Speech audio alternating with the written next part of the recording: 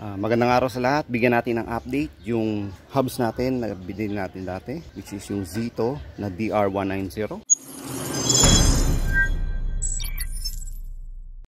Okay, it's been a year since nakakuha natin itong hubs na to, and after 3 months pinalitan natin yung star ratchet na sa loob ng aftermarket ng Hobno na 60T. Okay, originally itong Zito na DR190 ang nakakabit sa kanya star ratchet 5040 o 54 teeth.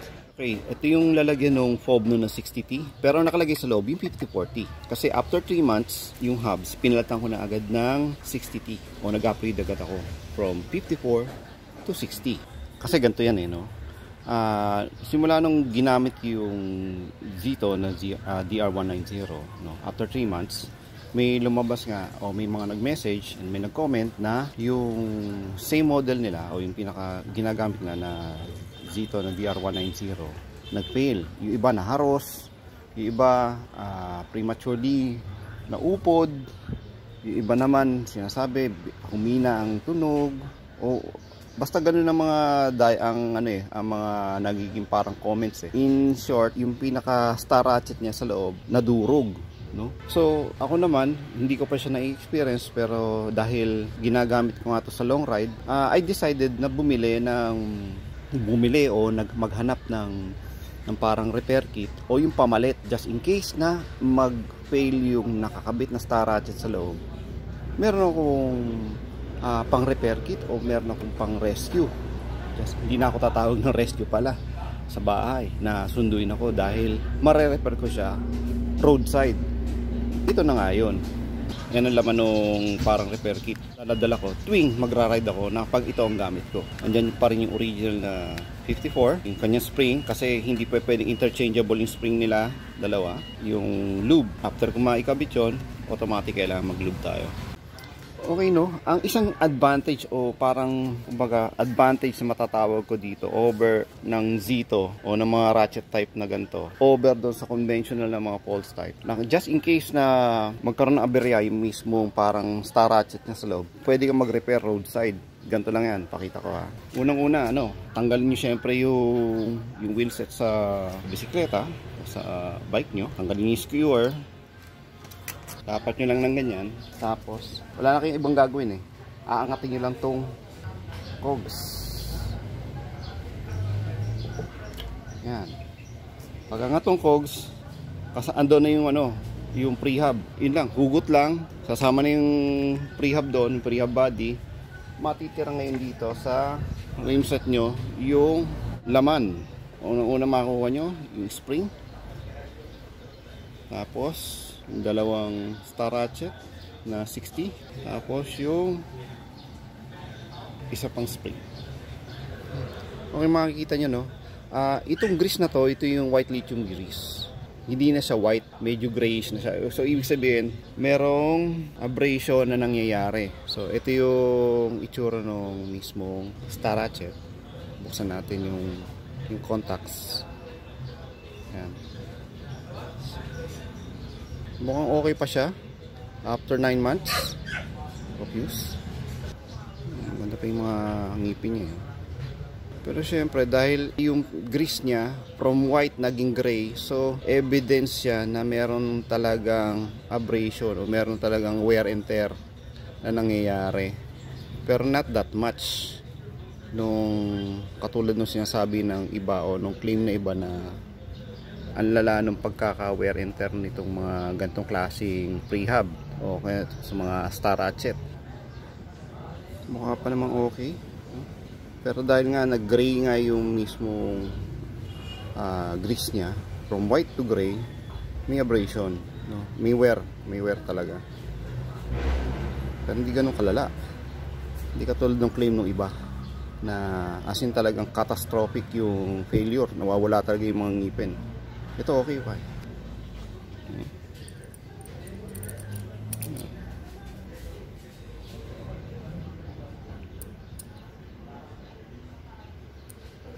Ano pa dapat?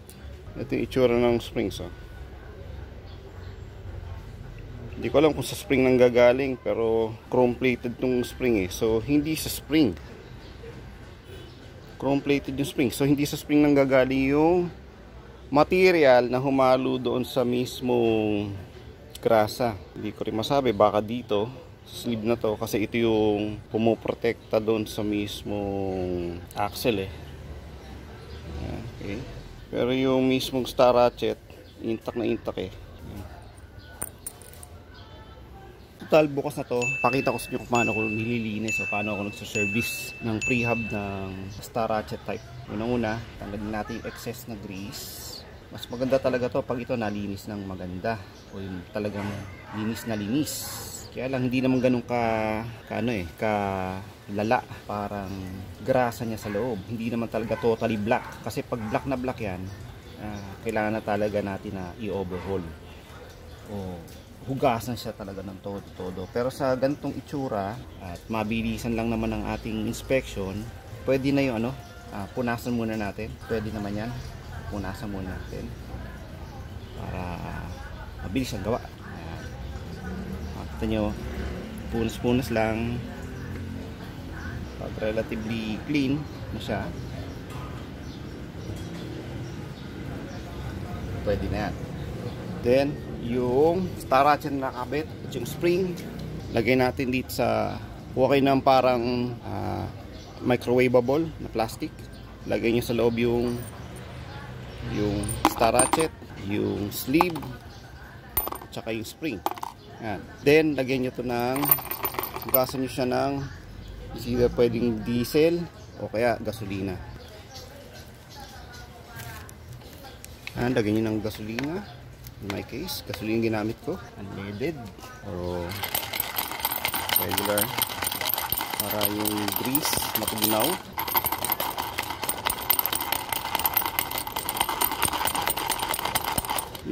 Yung pre-hub huwag nyung gagalawin kasi meron yung bearing sa loob eh. Huwag yung huhugasan ng gasolina o any degreaser kasi meron siyang bearing sa loob. So pag pinasok yung bearing yan sa loob, prematurely masisira ang natin dyan. Masisira yung mismong parang bearing nyo. Premature wear yan kasi mawawala o matutunaw yung mismong grasa sa loob. Kaya sa ganito, punas lang kasi hindi naman talaga tayo total overhaul eh. Preventive maintenance lang ang ginagawa natin. Ganito, punas lang, punas lang, matanggal lang yung karamihan doon sa mismong grasa na umitim. Kasi kapag hindi nyo natanggal yun, para siyang para siyang grinding paste, sisira yan eh. Pag relatively clean na siya, pwede na yan kasi mabilis ang preventive maintenance lang naman to eh. So makikita nyo, ito pwede natin ilublob eh sa mga solvent. So talagang malilinis natin na maganda. Spring.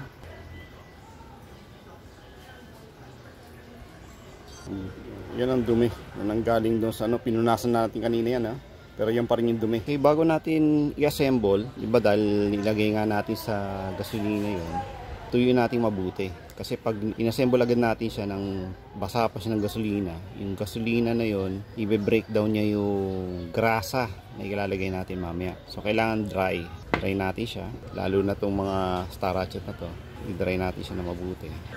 Pati yung spring, tapos yung sleeve. Yan yung dumi na natanggal doon sa star ratchet, doon sa spring, tsaka doon sa sleeve. Diba kanina pinunasan na natin yun, pero meron pa rin siyang dumi. Mas maganda talaga kapag nililinis. Hindi natin pwedeng gawin yun doon sa mismong pre-hub kasi nga dahil may bearing. Pero doon sa mga walang bearing, katulad ng mga star ratchet, spring at tsaka nung sleeve, pwede natin hugasan. At yan yung dami nung dumi na matatanggal natin kahit na napunasan na natin siya. Okay, so after matuyo ng mga parts na hinugasan natin ng gasolina, yan, spring, ratchet, yung sleeve, ito, pinunasan lang natin yan para relatively malinis lang siya. Assemble na natin. Ang preferred ko na gamitin pag inassemble, lithium white grease. Yan, liquid siya eh, na kapag in-spray mo, nagiging siyang grasa. Pero pwede rin naman ng ordinary grease. Kung yun lang naman talaga meron kayo, pwede rin naman. Pero mas prefer ko yung ganito kasi mas mababa ang viscosity niya. Dahil spray nga yung gagamitin natin over doon, so may tendency na baka tamaan yung rotor dahil disc brake tong ating ring set. So ang gagawin natin, coveran natin yung rotors natin before we do anything. Coveran natin yung rotor.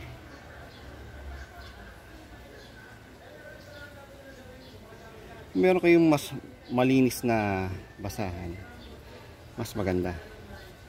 Pero dahil wala naman, ito lang available sa akin, okay na to.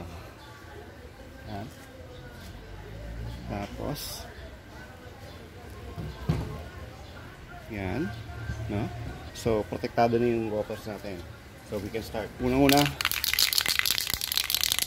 dahil liquid to, kailangan natin grease to na nakasuspend sa parang solution to eh. So kailangan natin i-agitate muna para humalo siya doon sa mismo parang suspension, no? Pinaka solvent ko sa suspension.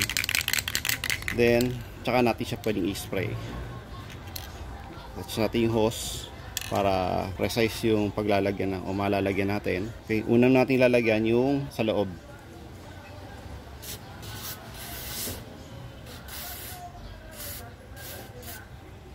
Ano, nakita nyo? Nag-grease. Okay, ganyan lang naman karami. Then next, lagay natin yung sleeve. Next, lagay natin yung isang spring. Lagay tayo ng isang star ratchet. Then spray.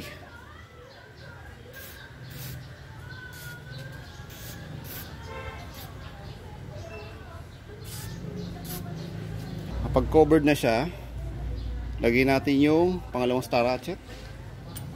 Spray. Para talagang lahat ng surface nun meron. Then yung isang spring. After nun, yung mismong prehab body natin, yung pinakaloob, spray natin.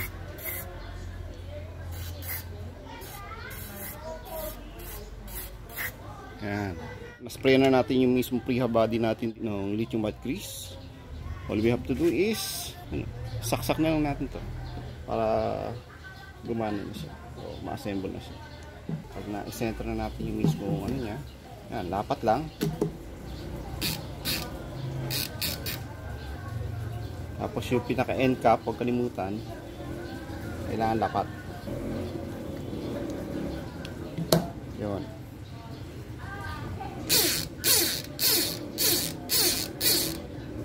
Yan. Ganyan lang kabilis. Okay, ganyan lang kabilis mag-service ng mga gantong klaseng prehab. Hugot lang, linis lahat ng internals, re-grease, balik. Kaya kapag nasiraan ka roadside, ganitong klaseng hubs, mabilis lang ang repair. As long as meron ka ng repair kit na dala-dala.